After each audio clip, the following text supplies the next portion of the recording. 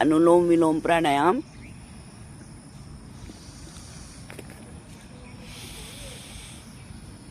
बाएं से सांस लेंगे, दाएं से छोड़ेंगे, फिर दाएं से ही लेंगे, बाएं से छोड़ेंगे। लगातार साधना की तरह से।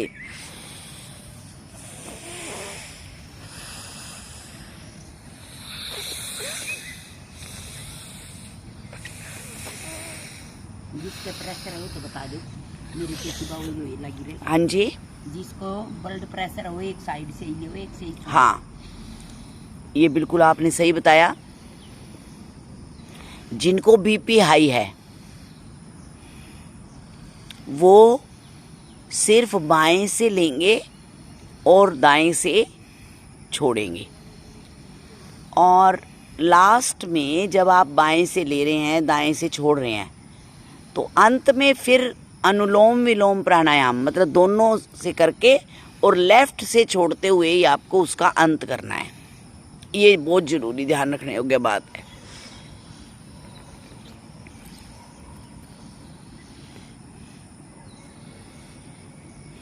कोई भी प्राणायाम करेंगे लगातार 5 मिनट कम से कम, और उसके बाद उसकी अवधि बढ़ाते जाएं। इम्यूनिटी बढ़ती है अनुलोम विलोम प्राणायाम करने से।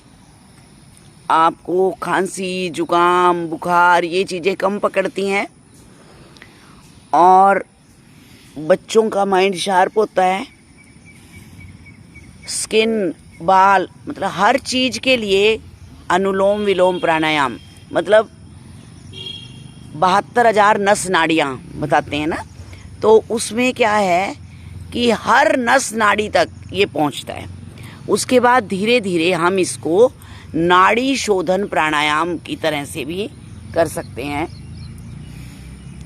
नाड़ी शोधन प्राणायाम में क्या है कि आप बाएं से धीरे धीरे सांस लो,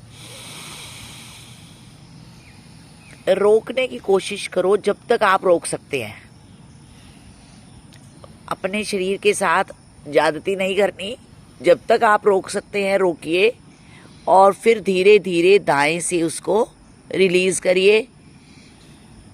फिर दाएं से, और जब हम सांस को बाहर निकालेंगे तो वहाँ भी थोड़ा तो रुकेंगे, मतलब सांस को, पेट अंदर चला जाएगा जब सांस को बाहर निकालेंगे, वहाँ भी थोड़ा देर रुकेंगे। और उसके बाद फिर दाएं से लेंगे धीरे धीरे, फिर रुकने का प्रयास करेंगे, और फिर बाएं से छोड़ेंगे। और छोड़ने के बाद सांस को थोड़ा सा रोक के रखेंगे। इसमें आपके फिर कई प्राणायाम एक साथ हो जाते हैं, बाह्य का भी असर आ जाता है इसी में। और मतलब इसका अर्थ क्या होता है नाड़ी शोधन का, मतलब नाड़ी तो हमारी नस नाड़ियाँ, शोधन मैंने सफाई करना।